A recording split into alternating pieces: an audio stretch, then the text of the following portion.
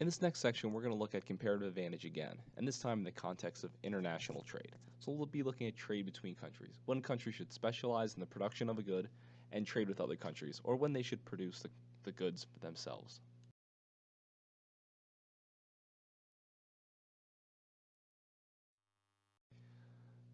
So we'll begin with the first section, the United States in the international economy. International trade has grown more and more important to the world economy over the past 50 years. Over this time, we've seen falling shipping and transportation costs that have made it easier to ship goods between countries, made it more profitable and more desirable. We've also seen a decrease in the barriers to entry to actual trade between these countries. So things like tariffs and import duties and actual quotas that determine the number of goods that can come in, we've seen these reduced over the past 50 or so years. Again, this just makes it easier to trade between countries. So now traditionally, countries have imposed high tariffs on imports.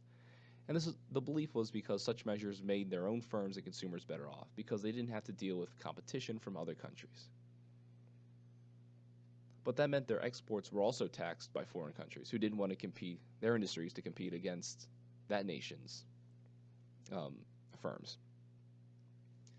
So let's look at some definitions. First, a tariff is a tax imposed by the government on imports into a country.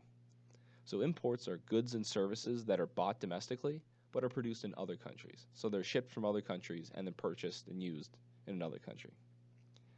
Exports are goods and services that are produced domestically, so produced in one country, but then sold abroad in other countries.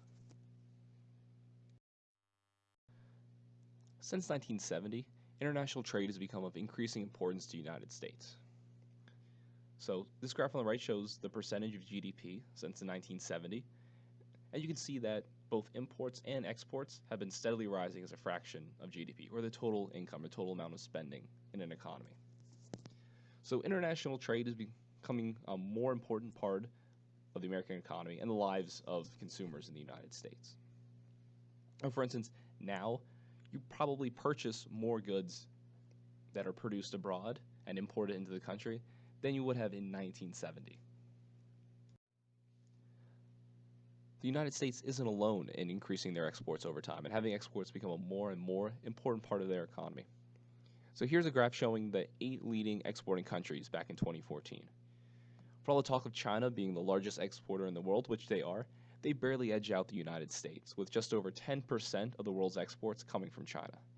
In the United States, just under 10% of the world exports comes from the US. And they're followed by Germany, Japan, the Netherlands, France, the UK, and South Korea.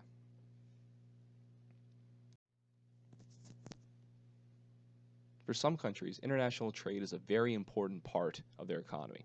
So for smaller countries like Belgium or the Netherlands, and even larger economies like Germany, Italy, the UK, and France, international trade, so both imports and exports, are a very important part of their economy. And for these smaller countries, it's more difficult for them to produce all the goods and services they need. So it makes sense for them to specialize in the things they're good at, that historically they have firms that have been able to produce these and produce them well, and then to trade with other countries and to get back things that is more difficult for them to produce. For countries like Japan or the United States, imports and exports are a relatively small portion of their GDP compared to countries like Belgium and the Netherlands.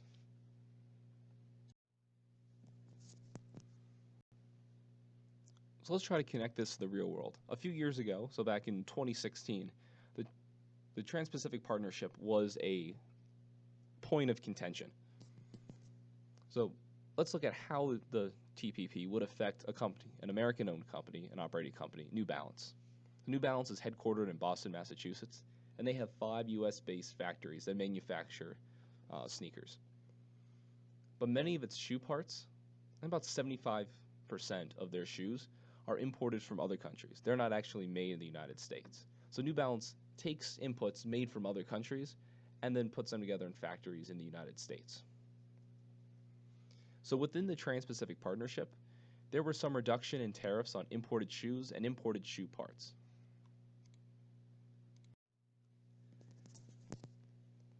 So starting from the baseline, before the Trans-Pacific Partnership, there were tariffs on both shoe parts and on sneakers in the United States. So these taxes made it more expensive to import sneakers and sneaker parts. So what would be the effect of the Trans-Pacific Partnership on New Balance? Well, by reducing the tariffs on both sneakers and sneaker parts, first it would make the production of shoes cheaper for New Balance. It would improve their profitability or give them the ability to sell sneakers at lower prices, so sell more sneakers to consumers. But on the other hand, the tariffs would also make production and import of shoes cheaper for competitors, companies like Nike, which import most of their shoes from other countries like Vietnam. So for a company like New Balance, the effect of the Trans-Pacific Partnership would be uncertain. Now, obviously, the Trans-Pacific Partnership was never implemented in the United States, so this is all a moot point. But in theory, this is exploring what would happen. There would be some winners and some losers from this, based on or compared to the baseline from before it was implemented. So now that we have a basic overview of international trade and the importance of international trade for the US and for other economies, we can now bring back in the idea of comparative advantage and use this to help understand international trade and when international trade will take place. So recall from one of the earlier chapters that comparative advantage is the ability of an individual, a firm, or a country to produce more of a good or a service at a lower opportunity cost than their competitors. So the focus for comparative advantage is the opportunity cost. It's the other goods and services that this country, this firm, or this individual is going to have to give up. So comparative advantage arises from having lower opportunity cost than your competitor, not an overall lower cost. And remember, opportunity cost is the highest valued alternative that must be given up in order to engage in an activity. So if you're New Balance producing sneakers, let's say you also can produce dress shoes. You have that ability. So the opportunity cost of producing sneakers would be producing dress shoes for them.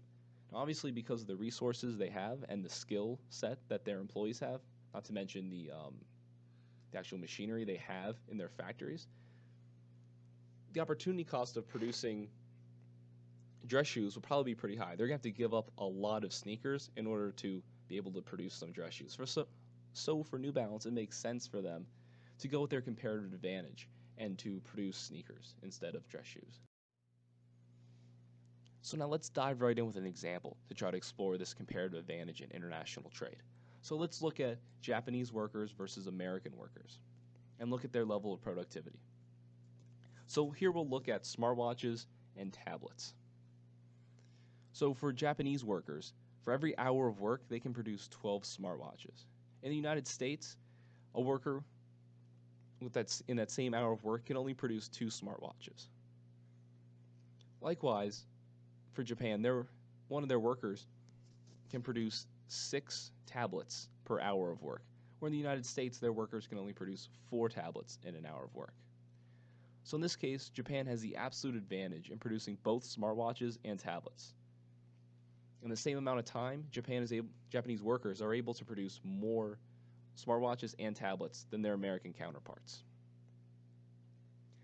But remember, for international trade, it's not comparative or absolute advantage that we're worried about. It's comparative advantage that we're worried about.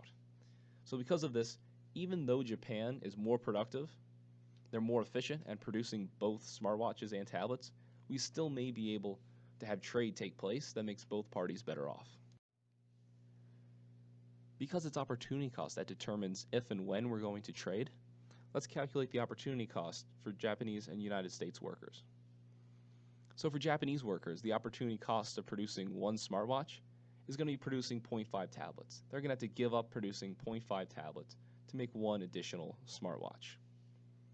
And their opportunity cost for tablets is going to be 2 smartwatches. So they have to give up 2 smartwatches to produce 1 tablet. Now for the United States, their opportunity cost to produce 1 smartwatch is to produce 2 tablets. So they're giving up 2 tablets to make that 1 smartwatch. And their opportunity cost for producing tablets, 1 tablet, is 0.5 smartwatches. So if the nations were in what we call autarky is a situation in which a country does not trade with other countries. So everything they consume, they produce themselves. If this was the case, and these 2 nations didn't trade with each other, these would be the relative prices in each country. So a smartwatch would cost half of the price of a tablet in Japan, and double the price of a tablet in the United States. So knowing these opportunity costs, what should these countries do? Well, Japan should focus on producing smartwatches because they have a lower opportunity cost of producing smartwatches. Conversely, the United States has a lower opportunity cost for producing tablets, so they should specialize in producing tablets.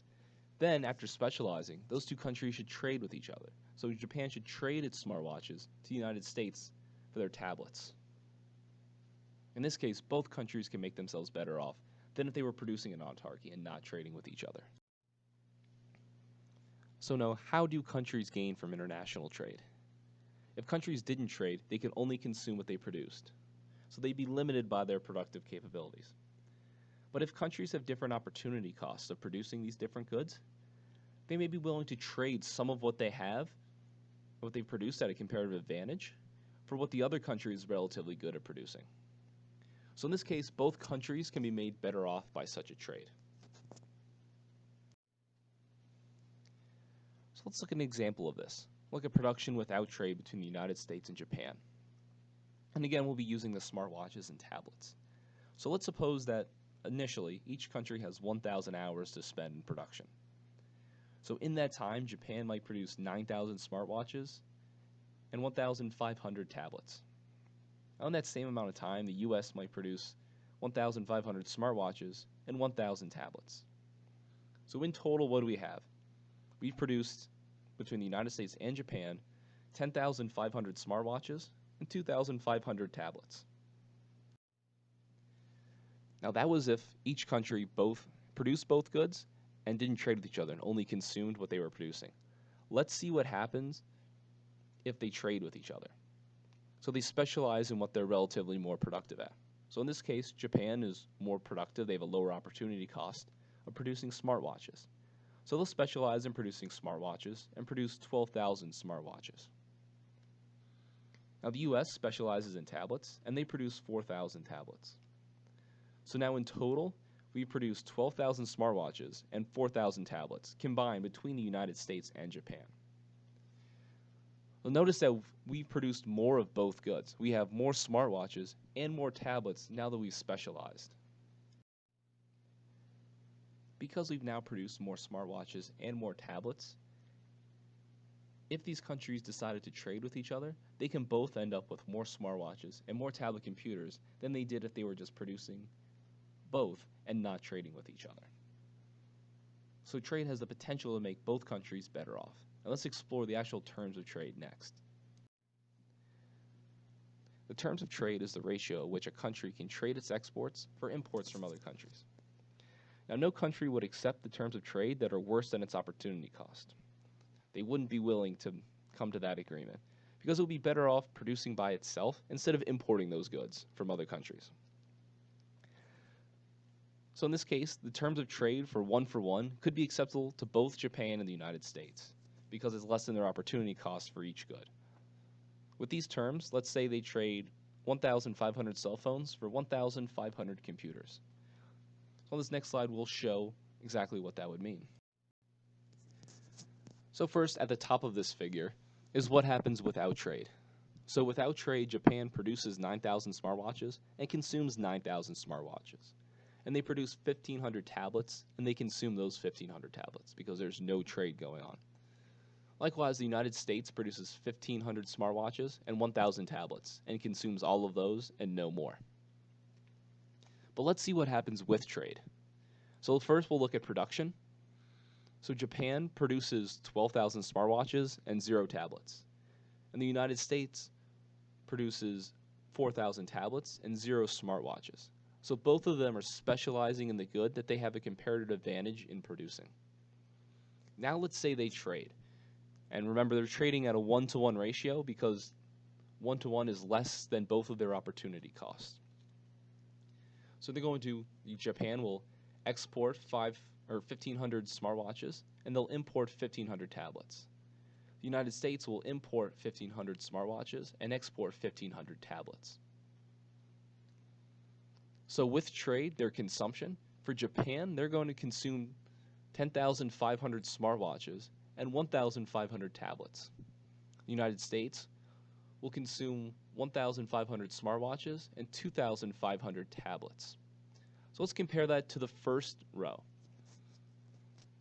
So without trade, Japan had 9,000 smartwatches that they consumed. Now they're consuming 10,500.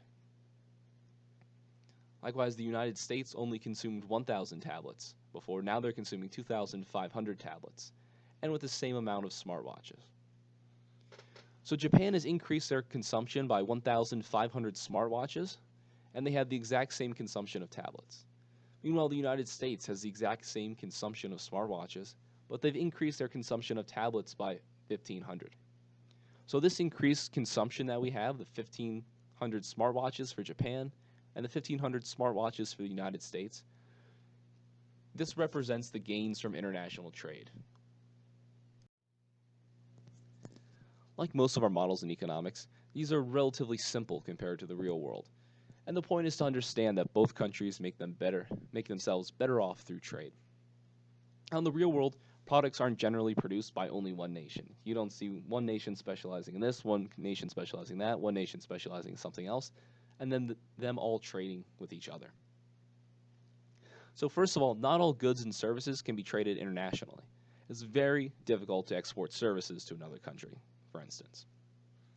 Now, the production of many goods involves increasing opportunity cost. So we end up with small amounts of production taking place in several countries, where they have resources that are particularly well suited to the production of certain goods. So to produce a small amount of goods, there's a very low opportunity cost. So it's worth it for them to produce those goods, at least at a small level, and then trade with other countries to get the rest of their needs. And finally, the tastes for product differ. So for instance, cars, what people want in a car is different between countries. And countries might have different comparative advantages and different subtypes of products. So Germany is very good at producing luxury cars. Other countries may produce cars that are more reliable. They may produce good, like large trucks. They may produce really safe cars. All these, different types of products within the same product category. So we'll end up with trade between countries and specialization because of that. So economists love international trade. I've spent the past 20 slides talking about how great international trade was. And without even having to be a cheerleader for it, we can show you through these examples that international trade makes societies better off. It allows them to consume more. But what's the best for society isn't best for every individual within society. And there are some problems, some costs with international trade. So some individual firms and consumers are going to lose out due to international trade. So in our example, with Japanese and American smartwatches and tablets, the Japanese tablet computer firms and their workers end up losing out because they're specializing in smartwatches in Japan. Likewise, American smartwatch firms and their workers suffered because they're focusing on producing tablets. So in the real world, these groups are likely to ask their governments to implement some sort of protectionist measures, whether it's tariffs or quotas, in order to protect them from foreign competition, or at least make it more difficult, more expensive to import these goods from other countries. And when we see groups lobbying for tariffs, it tends to be groups that represent those that would lose their jobs and the industries that would suffer due to decreasing the barriers to foreign trade and to removing or lessening tariffs. So they would call for them to increase tariffs to make it easier for those firms to compete, and so those firms don't go out of business, or for those the workers don't lose their jobs. So comparative advantage can be derived. It comes from a variety of natural and man-made sources. So the first comparative advantage, and the earliest comparative advantage, is climate and natural resources. So some nations are particularly well suited to a particular type of production. So agricultural goods is the easiest example of this. It's much easier to grow bananas in Costa Rica than it is to grow bananas in Michigan. That should come as no surprise because the climate in Costa Rica is much more well suited to producing bananas than, the cold Midwest winter. And likewise, wheat is better suited to grow in the United States than it is to grow in Costa Rica. Other examples are when certain natural resources are needed. So hydroelectric power is obviously produced near sources of water. Historically, rivers made transportation easy and relatively cheap, so a lot of production was done in cities along rivers. Another source of comparative advantage is relative abundance in labor or in capital. So some nations have lots of high-skilled workers, some have lots of low-skilled workers. Some countries have a lot of infrastructure, and some have very poor infrastructure. So China has a lot of low-skilled workers, while there's a relatively large number of high-skilled workers in the US. So often, if we're talking about production, companies will have production in multiple countries at the same time for different levels. So in China, they may use their low-skilled workers to produce the parts of products that are easy to do. And then they'll import them to the United States, and then their highly skilled workers there will do the final portions of the production process, things that you need high-skilled workers to do, things that are a lot more difficult and require more training. Some countries have really good infrastructure. So the United States has fairly good infrastructure. It's easy to transport goods between places, much easier than within some other countries. And it's not because of our connections to the world and many international airports, it's easy for us to transport to other countries. So that reduces the cost for us of exporting, gives us that advantage in infrastructure. Another source of comparative advantage is differences in technologies. So technologies may not diffuse across an economy quickly or across the world quickly or uniformly. So the United States, historically and today, is strong in producing product technologies, so the ability to develop new products. We're really great at innovation and allowing entrepreneurs to come up with new ideas and encourage them to come up with new ideas and new products. On the other hand, Japan has been very strong in process technologies, so involving the ability to improve processes to make existing products, so the actual manufacturing process and the management techniques needed to do so. So for instance, a great example of this is the automobile industry. The United States is where the most growth and advancement in automobiles and the technology used in automobiles has been done historically. Where Japan excelled and their companies excelled was not in actually creating new cars or better cars, but it was actually in the better production process. So Toyota's management was considered top-notch throughout the 80s and 90s and 2000s when they began seriously competing against the old classic American automobile makers. Because they had these great management techniques and production processes, they were able to make cars that were higher quality and that were cheaper and easier to make. And finally, external economies. This is the final source of comparative advantage. External economies are reductions in a firm's cost that result from an increase in the size of the industry. So for example, Silicon Valley and Hollywood in the United States. Because of how large these industries are, you have reduction in the firm's cost. Another example is Swiss watchmakers. Because this industry is so big, the Swiss are known for making watches and they have a lot of high-skilled workers there, a lot of large companies that are producing watches. You have these external economies present. So let's look at how comparative advantage changes over time. We'll look at the US consumer electronics industry. So for a long time, the United States had a comparative advantage in producing consumer electronics. So things like televisions, radio, things like that. And this is due to having modern factories and a highly skilled and experienced workforce. Now, over time, other countries like Japan developed superior process technologies. So remember, these management and production techniques. This allowed them to streamline their production of these goods and produce them for cheaper than the United States firms did, despite our years of experience and our highly skilled workers. Over time, we've seen rising wages from these Asian employees, and this is starting to drive back production in consumer electronics to the United States. That, along with high computer software design requirements that many consumer electronic devices have.